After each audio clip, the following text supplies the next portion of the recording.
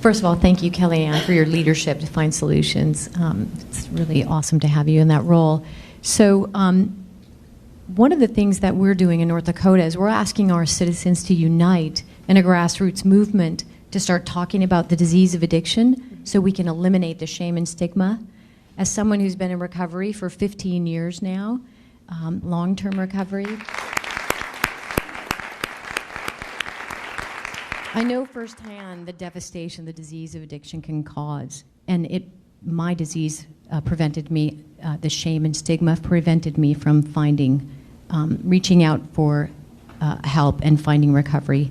So I just would like to say that we concur with you on eliminating the shame and stigma around the disease of addiction is super important for this whole process. Wondering if you have any specifics that you might be planning as part of the administration around that specifically. We are, and thank you so much, Kathryn. We really appreciate you being here and always being willing to share your story and to help others similarly situated.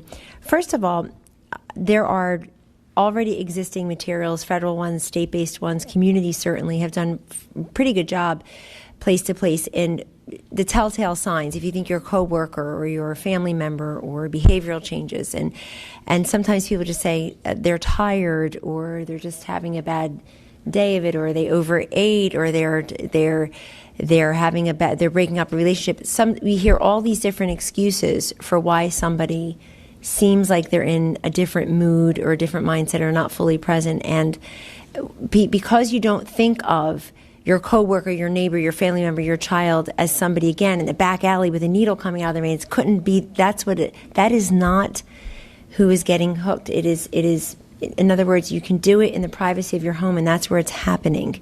People are ingesting pills on college campuses. They're buying them for $5. You have some people who they read every single label about what they put in their body and has to have one ingredient or two ingredient, can't have this, can't have that, and then they buy a pill for $5 and it's laced with fentanyl and that's it. So I think it is awareness, because people don't believe it can happen to them, and they don't believe that they do any risk behaviors. There are no comorbidities for some folks. There are no other risky behaviors. Any other, quote, risk behaviors legal. Tobacco, in some states, marijuana, drinking, they're all legal. So it's not, I'm a reasonable person. I'm only doing it in moderation. But it is the pills that start out as the gateway to heroin use, as a gateway to then accidental fentanyl overdoses. So I think it's willing to have the conversation even where you think the conversation is not relevant, because chances are it is relevant somewhere where you're not putting it all together. And I think we have to start young. The First Lady has made this very clear in her remarks. We have to educate our youth. And there's a school of thought that thinks you do that through the shock the conscience type ads that we've seen in other industries. There are the warm the heart stories of treatment and recovery, and you don't need to do that to be cool or to feel awake or to feel better about something. That really getting people in touch with treating the whole patient, I think, is also the whole person, is what Administrator Burgum was saying. But I think these share the stories will also be great, because the best way to tell people that you don't need to feel shame or stigma is to give them a forum through which other people go first. And in that regard, I think it was very powerful that the president went first. It told his family's story. Everyone's got one. When I met Linda, I met her as a drug court judge, and then she came forward and told the story of her daughter who had everything going for her. And I don't mind saying that, because you just said you're a mom and you started this whole network that's now national. That allows other people to come forward and say that. But I do think it starts peer-to-peer. We found that more than anything, it has to start peer-to-peer. That's who people want to hear from. They want to hear from people who they say, I like you and you're like me. We share a common experience.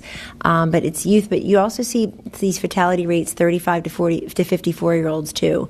They've increased over the years. So I don't want anybody to think we're only talking about teenagers in high school. This is everyone. A lot of seniors, the senior population, it's increasing. And so it is everyone and everywhere, and I think to that extent it should make people feel that they're not alone, but they're also not unusual in their circumstances.